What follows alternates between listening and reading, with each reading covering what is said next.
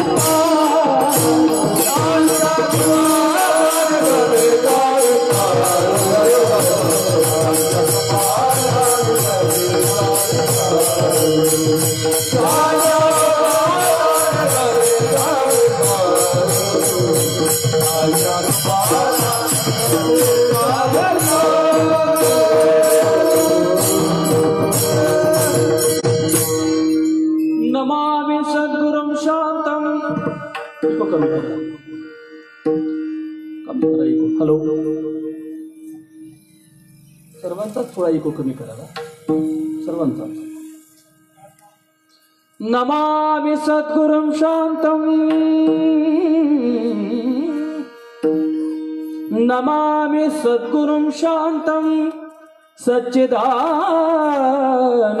विग्रहं पूर्ण ब्रह्म परानंदं ईशमालंदे वल्लभं नमो ज्ञानेश्वरा नमो नमो ज्ञानेश्वरा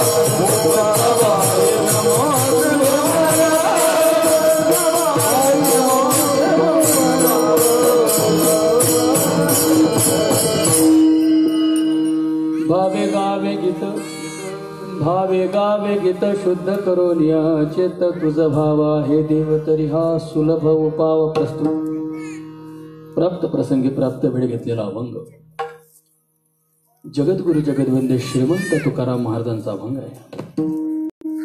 6 चरणाचा अभंग असून भक्ती मार्गामध्ये असणाऱ्यांसाठी सर्वांच्या मार्गदर्शनाचा आणि अतिशय असा उत्कृष्ट सोप्या भाषेमध्ये परमात्मा प्राप्तीचा उपाय सांगणारा अभंग आहे. विठ्ठल विठ्ठल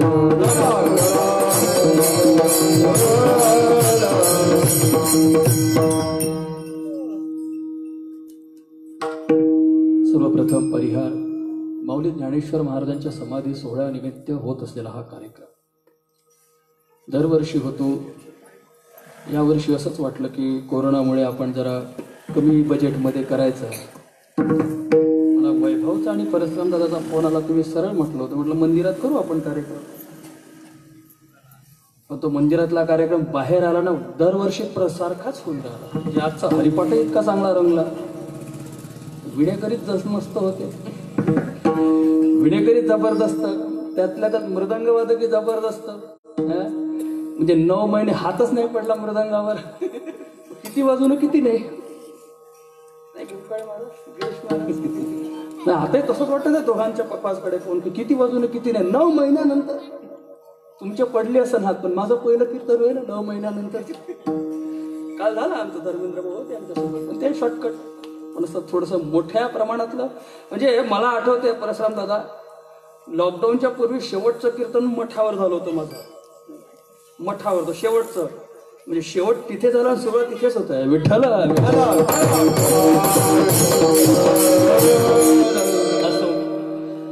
ही जागा तशी रम्य अशी जागा आहे. पहा, इथे कोणीही उभं झालं तरी माऊली त्याला सांभाळून घेणारी अशी ती जागा आहे. सुंदर अशी जागा आहे आणि वातावरण सुंदर आहे.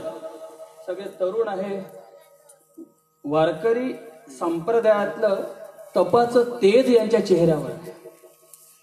संप्रदायाचं तपाचं तेज यांच्या चेहऱ्यावर. सगळे आता आमचे शंकर महाराज जरी वयाने वृद्ध असले तरी मनानं अजूनही तरुण आहे. त्यांचं विठ्ठल विठ्ठलचा डान्स पाहून घ्या बरं, किती आपण नाही करू शकतो, किती सुंदर नसतात नाही. सर्व तरुण सर्वांच्या चरणी नतमस्तक होतो. श्रोतृवर्ग तुमच्याही चरणी नतमस्तक होतो. आमचे वडील तुल्य गुरुवर्य वनवे बाबा समोर बसलेले आहे. थोडंसं घाबरगुंडी होऊन वनवे बाबाकडे बघितल्यानंतर जमदग्नीचाच अवतार. पण मुलांसाठी हे आहे, कडक आहे, पण ते आपल्यासाठी आहे, बाहेरच्यासाठी नाही. रागवतात बाबा, हो काऊन रागवतात? अरे मनामध्ये कुठेतरी कळवळ आहे म्हणून रागवतात. उगीच नाही रागवत. कोणालाही रागवते, कोणालाही रागवत नाही.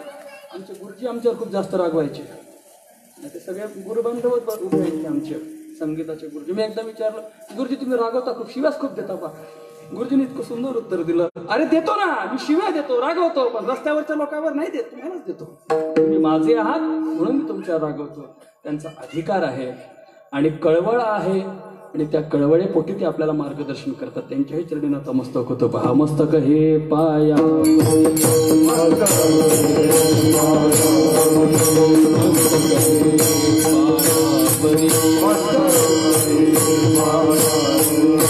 या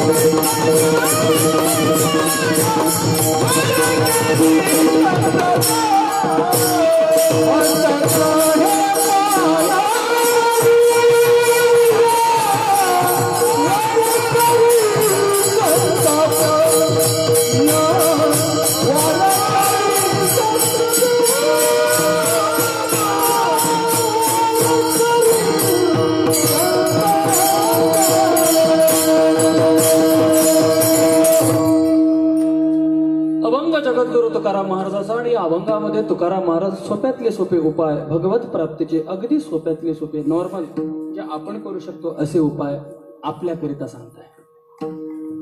देवप्राप्तीकरिता बरेच उपाय महाराज, बरेच उपाय शास्त्राने सुद्धा बरेच उपाय सांगितले, पुराणाने सुद्धा, वेदाने सुद्धा आणि संतांनी सुद्धा विविध उपाय सांगितले आहेत.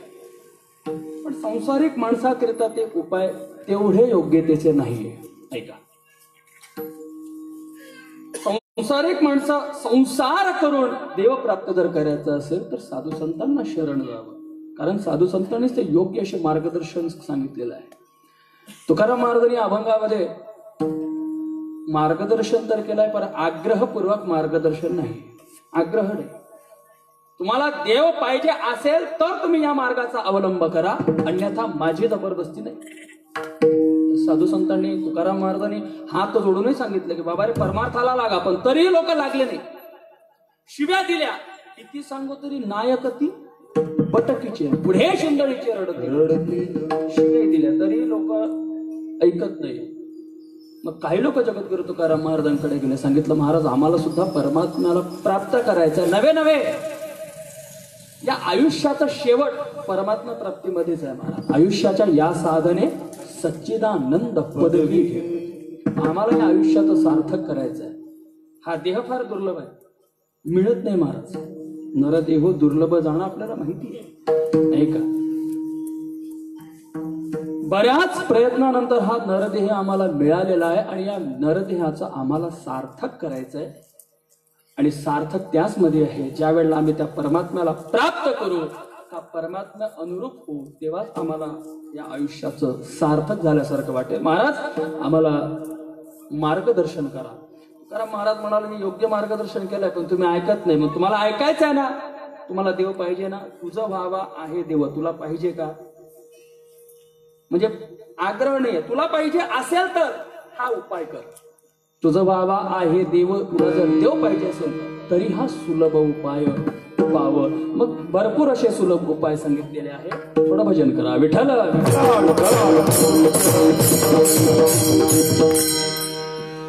मग ज्याला देव पाहिजे असेल त्यांनी या उपायाचं अवलंब करायचं. पण जगामध्ये असेही काही लोक आहेत त्यांना देव नकोय, आम्हाला देव, आम्ही देव मानतच नाही, आम्हाला देव नकोय.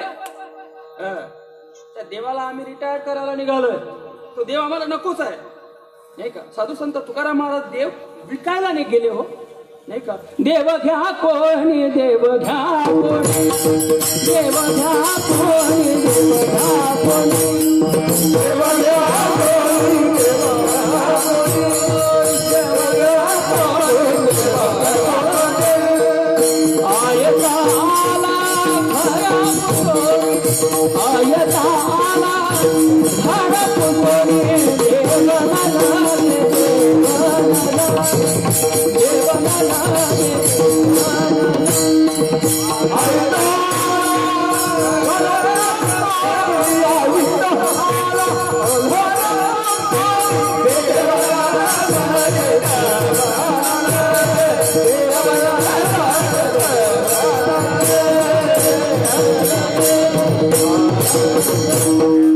अरे देव घ्या, तुमच्या गावात देव विकायला आलोय, देव घ्या कोणी, घ्या रे बाबांनो, देव घ्या. लोकांनी सरळ सांगितलं देव नल घे, देव नल घे, देव नल घे,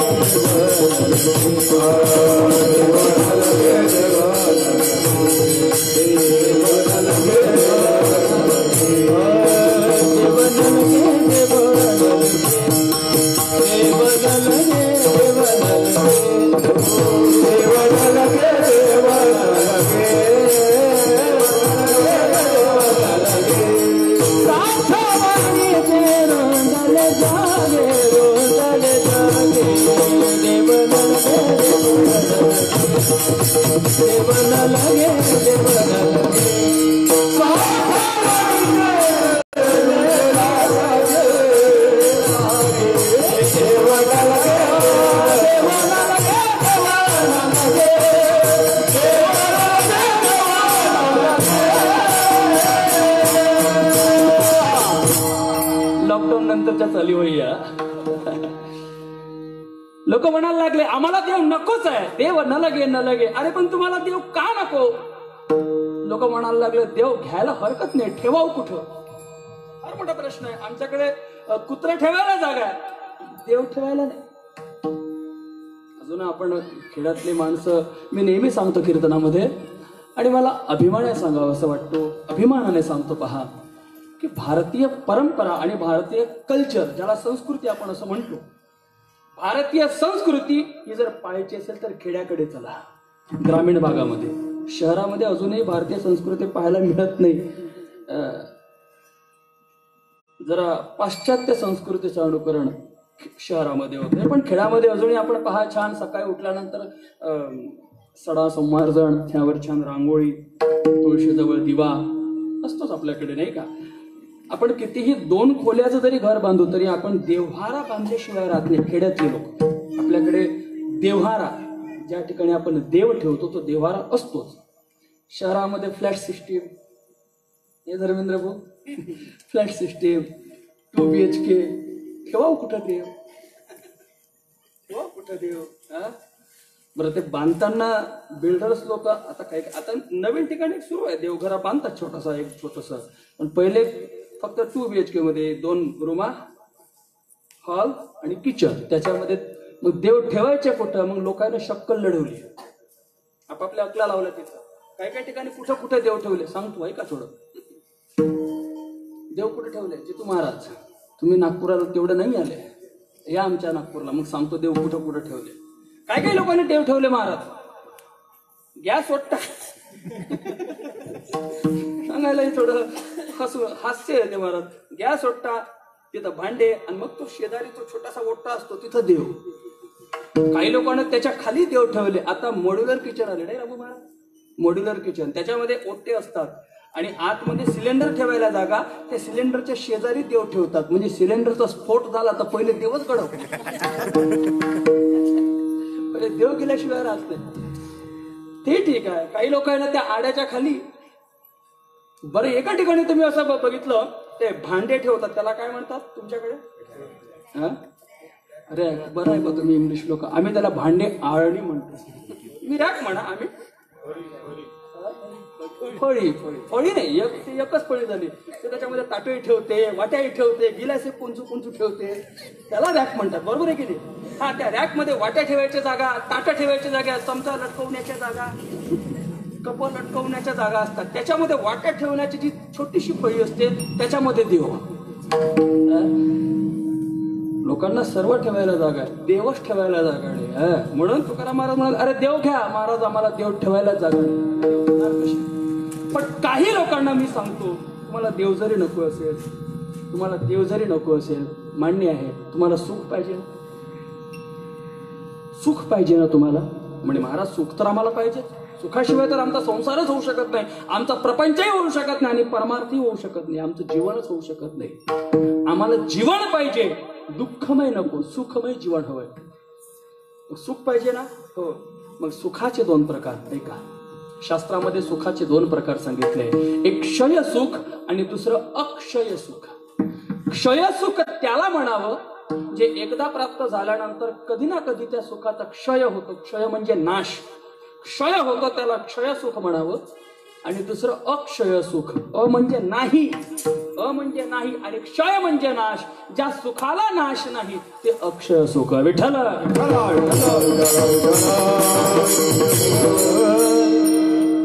पण व्यवहारामध्ये प्रापंचिक माणसाला क्षय सुख मिळतं महाराज, म्हणजे नाशवान सुख मिळतं. त्याचं कारण आहे, आमच्या सुखाची व्याख्या वेगळी आणि साधू संतांच्या सुखाची व्याख्या वेगळी. मी सांगतो तुम्हाला, नीट लक्ष द्या, ऐका. आमच्या सुखाची व्याख्या काय आहे? नाथ भागवतामध्ये नाथांनी प्रापंचिक माणसाच्या सुखाची व्याख्या केली. काय सुख आहे, कशाला आम्ही सुख म्हणतो? नाथ महाराज म्हणतात प्रापंचिक माणसं कशाला सुख म्हणतात, ऐका. विषय प्राप्ती जो हरिक तया नाव म्हणती सुख, विषय विनाश तेची दुःख परम असुख या नाव. विषय प्राप्ती जो हरिक, विषयाच्या प्राप्तीमध्ये माणसाला जो आनंद मिळतो त्याला माणूस सुख म्हणतात. आता विषय कोणताही असू शकतो, हे विषयच महाराज नाशिवान आहे. मला सांगतो ना, काही लोकांना कीर्तनामध्ये तुम्ही बसल्यात ना, तुमच्यामध्ये काही काही असे क्वालिटीचे लोक बसतात. काही लोकांना यांचं गाणं आवडतं, काही लोकांना पखवाज आवडतं. हा पखवाज त्यांचा विषय, गाणं त्यांचा विषय. ज्यांना गाणं आवडतं हा विषय त्यांचा. काही लोकांना कीर्तन आवडतं, त्यांचा कीर्तन विषय. गायन जरी आवडत असेल, किती आपण ऐकतो गाणं? किती ऐकतो? 2 तास, 3 तास? कधी ना कधी त्या गाण्याचा वीट येईल ना, येईल की नाही? रात्रभर आपण गाणं ऐकू शकतो का? काही पहिलेच्या काही रात्रभर भजन चालायचे, सकाळी पहाटे पाठ झाली का मग भैरवी. ज्याला गाणंच आवडतं त्याला 24 तास गाणं नाही ऐकू शकत नाही. विषयामध्ये कधी ना कधीतरी वीट येतो.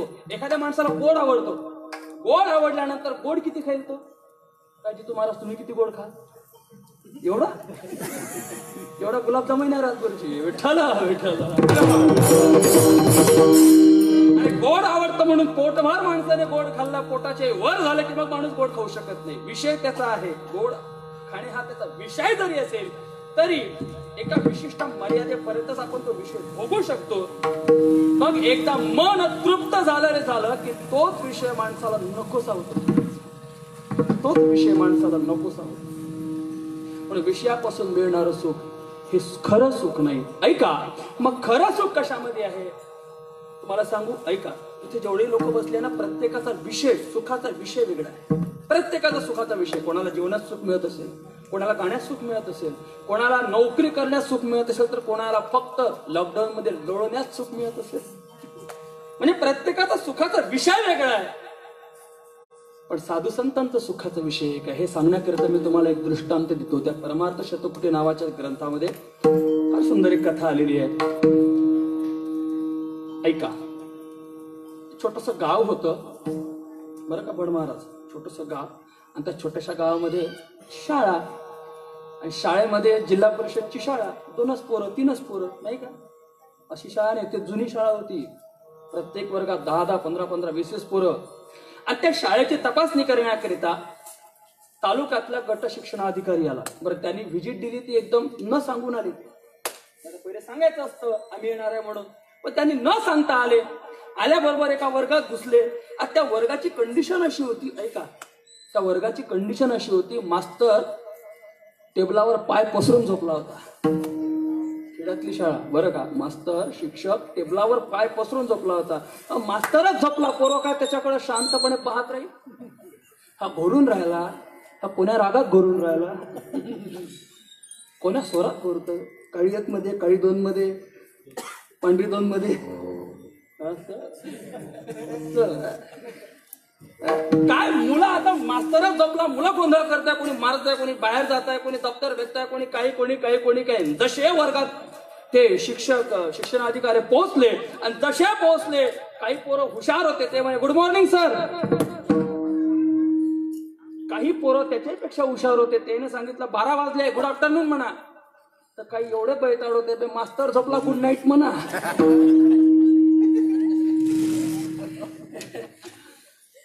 शिक्षणाधिकाऱ्याने पहिले त्या शिक्षकाला उठवलं. ओ गुरुजी, वर्गात झोपता आहे, उडा. मास्तर खडबडून जागा झाला. काय होईल? काय गुरुजी तुम्ही झोपले होते? मास्तर म्हणे मी झोपलो नव्हतो. मग कुंभकर्ण कसा झोपतो ते सांगत होतो. गुरुजी शिक्षक लय हुशार राहते, आम्ही साधू नाही, कोणाला कसं उत्तर द्यावे, आम्हाला बरोबर झोपते. असं काय गुरुजी तुम्ही झोपता? अहो सर, जाऊ द्या. काय गुरुजी काय शिकवत होते? शिकवत नव्हते, झोपलो होतो. हे काय शिकवत होतं? हे झोपलो होतं. गुरुजी म्हणे मी गणित शिकवत होतो. असं गणित? म्हणे हो. विचारू का प्रश्न पोरांना? म्हणे विचारू. आमचे पोरं लय हुशार. एकच उत्तर देते. तुम्ही विचारा काही पण एकच उत्तर देते. हुशार आहे आमचे मुलं. आणि गुरुजी या सर्व वर्गामधून गणितामध्ये ज्याला जास्त मार्क मिळाले त्याचं नाव सांगा आणि त्याला उभं करा. आता खेड्यातली शाळा, मास्तरानं नाव घेतलं, गण्या वय उभा. आपले गणेश महाराज नाही, गण्या वय उभा. शमूड पुसत उभं झालं. का म्हणताजी गुरुजी? खेड्यातली शाळा का म्हणताजी गुरुजी? ते पाहिजे मास्तर का ते विचार बरोबर उत्तर देतो म्हणजे बिलकुल हो. का रे गण्या? का रे गण्या तुला किती मार्क होते गणितामध्ये? ह्या म्हणे गुरुजी मले का नाही 100 पैकी 102. बापा बापा 102 म्हणे. हो वा. सांग बरं, सांग बरं 9 त्रिक किती? 9 त्रिक किती किती सांगा बरं कोणीतरी. 9 त्रिक 28. 28 ना? धन्यवाद. माझ्यापेक्षा हुशार होतं. ते म्हणे 9 त्रिक 30. अरे 9 त्रिक 30 म्हणे. हो. लगेच दुसऱ्याला उत्तर दिलं. त्यानं सांगितलं हा 30 म्हणते 9 त्रिक. जितू जर 30 म्हणते तर मग ऋषीनं का म्हणा. त्यांना 10 वाढवलं. 9 त्रिक 40. गुरुजी कसं हो? मास्तर म्हणे जाऊ त्यांना तिसऱ्याने विचारा. लगेच तोच प्रश्न तिसऱ्याला. त्यानं सांगितलं यांना 20-30 म्हणतोय, हा 40 म्हणतोय, माझे 50. बस काय बोली लागली आहे. अधिकाराच्या लक्षात आलं हे जरा वेगळ्या कॅटेगरीचे मुले आहेत आणि काय इशारा द्यायचा दिला. दुसऱ्या वर्गात गेले. त्या वर्गामध्ये ऐका, त्या वर्गामध्ये गणिताचा क्लास सुरू होता. शिक्षक गणित शिकवत होते आणि मुलं लक्ष देऊन ऐकत होते. सर गेल्याबरोबर सरांचं स्वागत झालं. सेम क्वेश्चन गुरुजींनी म्हणजे त्या अधिकाऱ्याने दुसऱ्या वर्गात विचारला. त्या ठिकाणी उत्तर मिळालं सर 9 त्रिक. एका पोराला विचारलं, त्याने सांगितलं सर 9 त्रिक 27. वा, आनंद वाटला. लगेच दुसऱ्या पोराला विचारलं सर 9 त्रिक 27. लगेच तिसऱ्या पोराला विचारलं 9 त्रिक 27. एका मुलीला विचारलं बाळ 9 त्रिक 27 का ग? ती म्हणे हो. 28 नाही होणार का? मुलगी हुशार होती. ते म्हणे होईल ना सर, 9 त्रिक 28 होईल पण 27 मध्ये तुम्हाला पकडावं लागेल. 27 प्लस तुम्ही 1 इक्वल टू 28. पण तुम्ही जर मायनस झाले तर 9 त्रिक 27 नॉट 28. विठाला विठाला. ऐका आता मी माझ्या मुद्द्यावर येतो. तो पहिला जो वर्ग होता 9 त्रिक 30 40 50 60 हा वर्ग हा आपला आहे महाराज. एकाची सुखाची व्याख्या बरोबर नाही. एकाची सुखाची व्याख्या बरोबर नाही. कोणी जेवणात सुख मानता, कोणी कशात, कोणी कशात. पण 9 त्रिक 27 वाला हा जो वर्ग आहे हा साधू संतांचा वर्ग आहे. आणि साधू संतांनी एवढंच सांगितलंय सुख कशामध्ये आहे. तुकाराम महाराज तेच म्हणतात तुझे पायी सुख सर्व. तुझे पायी सुख सर्व. तुझे पायी तुझे पायी मला एवढंच घ्यायचं. त्याच्या तुका म्हणे काही न मागवण हे नाही घ्यायचंय. साधू संतांनी एवढं सांगितलं देवाजवळ सुख आहे. तुझे पायी म्हणजे कोणाजवळ? सुंदर ते ध्यान उभे विटेवरी. याचं शेवटचं तुका म्हणे हेची सर्व सुख पाहिन श्रीमुख किंवा सुख रूप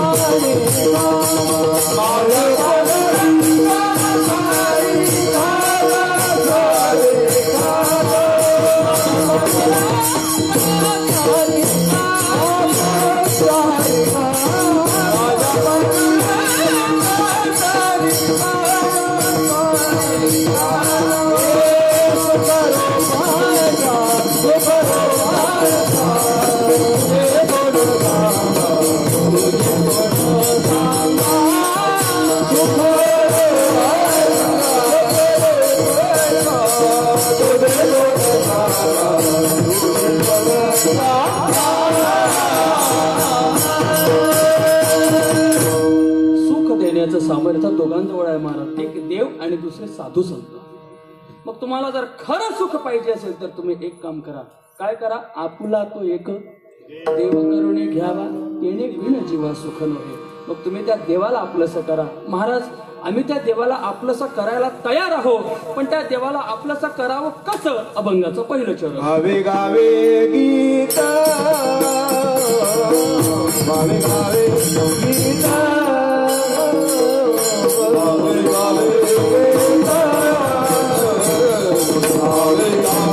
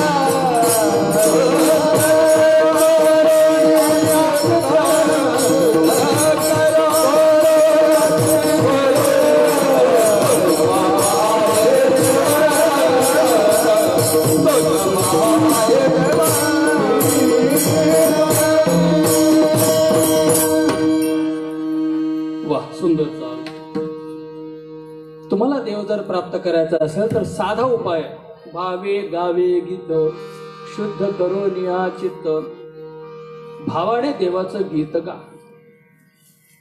आता या ठिकाणी तुकाराम महाराज म्हणतात भावे गावे गीत.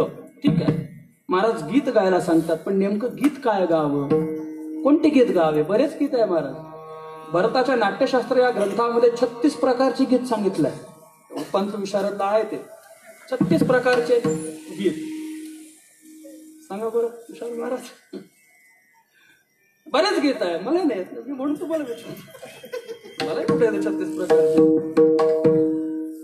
त्यातले काही गीत येतात ना, नाट्यगीत, भावगीत, भक्तिगीत, शेतकरी गीत, लोकगीत, इटीसी अन्य गीतात नाही का, इत्यादी इत्यादी बरेच गीत आहे. तुकाराम महाराज या ठिकाणी सांगत नाही कोणतं गीत गा, पण एके ठिकाणी सांगतात, गासे तरी एका विठ्ठलचे गाणे, नाही तरी काय नाही तरी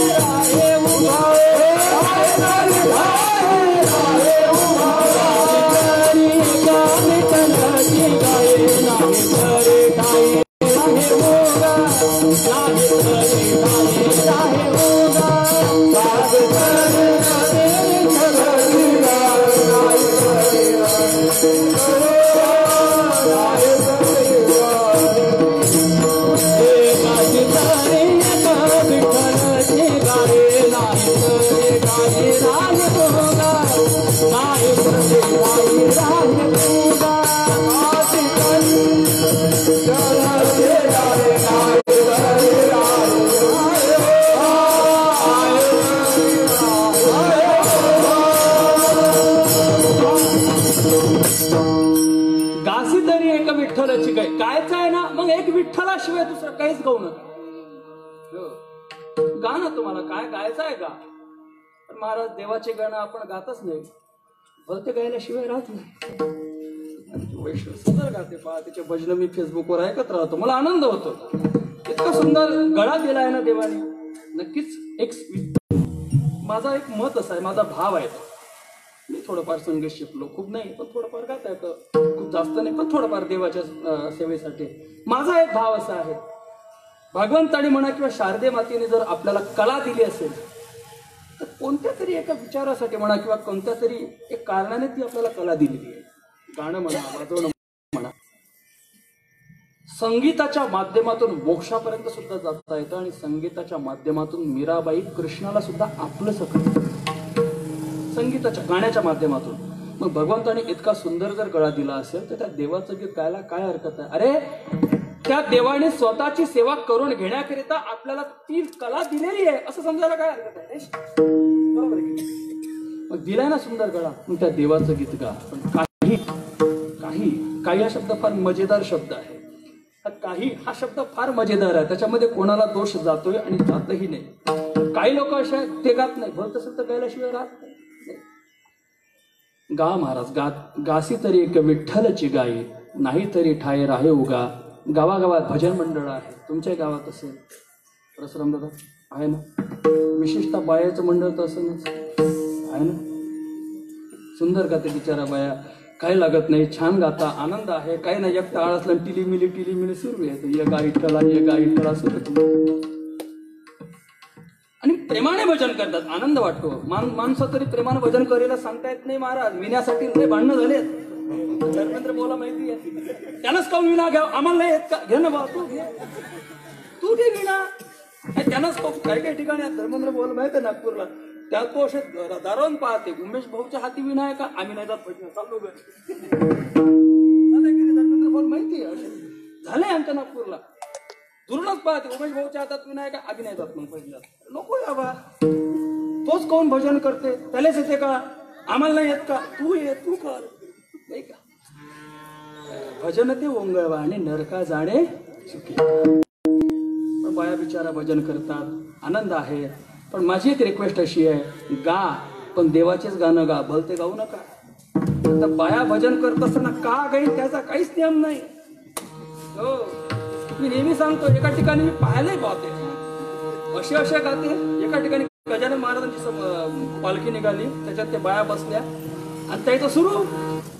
बरं, 60च्या वरच्या म्हाताऱ्या सगळ्यांना पांढरे कपडे घातले आणि त्याच्यात तो एक पखवाजा म्हातारं, ते टांग टाकण्यात बसलं मस्त. ते असं दिसे, कमळाचे फुल कसे राहते सगळे, त्याच्यामध्ये ते काळं ठिपका.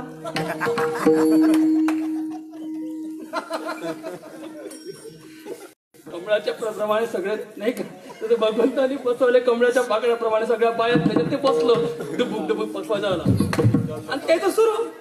बरं, ते भजन म्हणून राहिले होते, मी ते भजन शोधलं पण ते दिसलं नाही. ते भजन म्हणून होते, सांगू का तुम्हाला, सांगू का आम्हाला म्हणाले. ऐका, बाया भजन म्हणत होत्या, ऐका. बाई म्हणे, झगा शिवला नवा न बैम्या, झगा शिवला नवा, लहान होती तवा.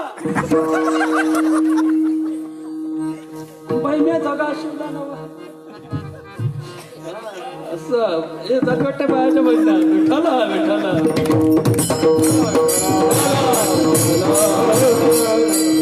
झगा शिवला नवा न बैम्या झगा शिवला. म्हटलं हे म्हातारी लहान होती तवा, झगा शिवला नवा. म्हटलं हिचा झगा तर बाबा लय मोठा दिसते. बरं, झगा काय इन शिवला असं नाही, बाकीचे म्हणे इन शिवला नवा न बाई, इन शिवला नवा.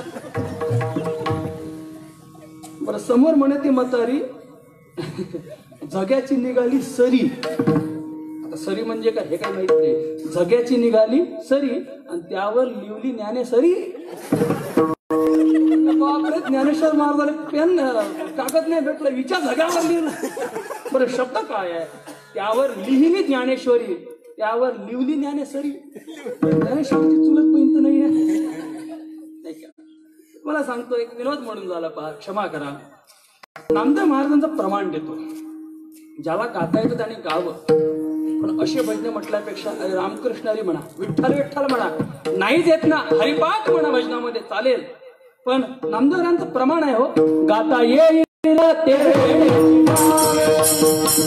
येईल ते